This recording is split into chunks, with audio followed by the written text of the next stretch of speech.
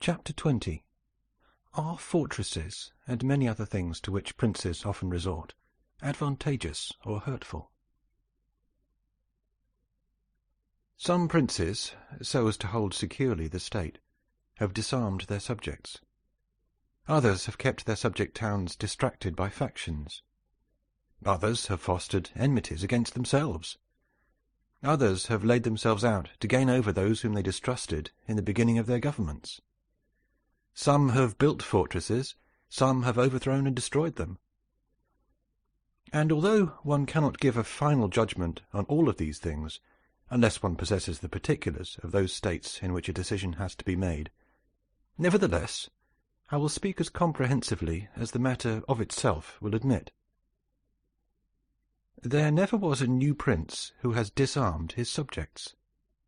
Rather, when he has found them disarmed, he has always armed them, because by arming them, those arms become yours. Those men who were distrusted become faithful, and those who were faithful are kept so, and your subjects become your adherents. And whereas all subjects cannot be armed, yet when those whom you do arm are benefited, the others can be handled more freely.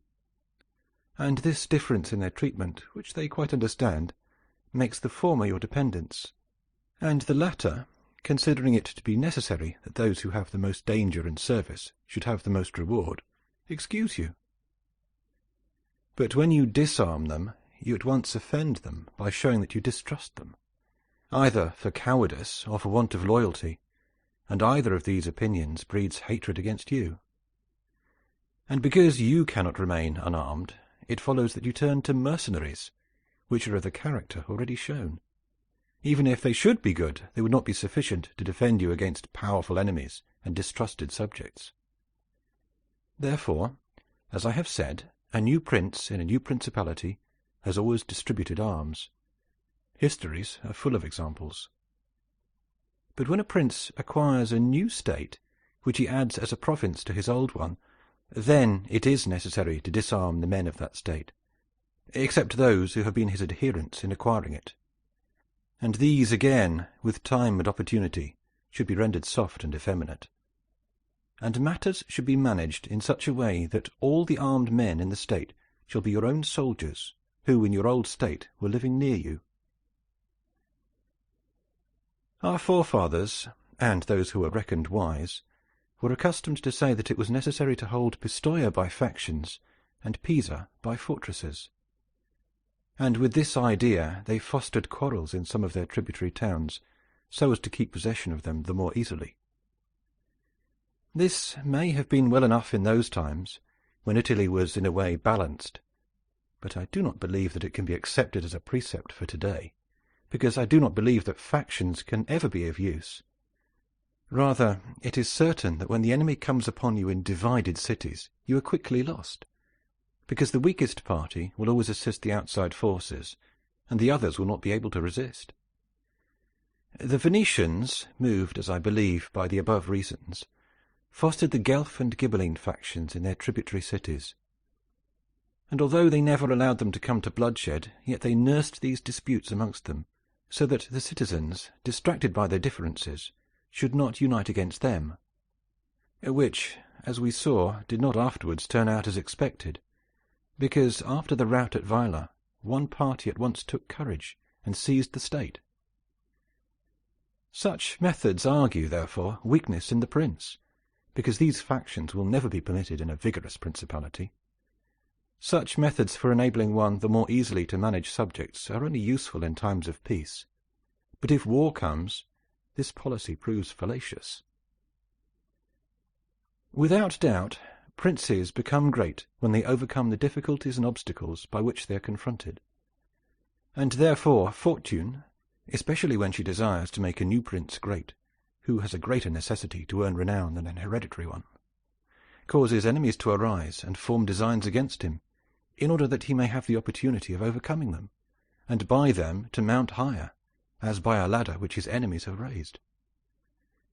For this reason, many consider that a wise prince, when he has the opportunity, ought with craft to foster some animosity against himself, so that, having crushed it, his renown may rise higher.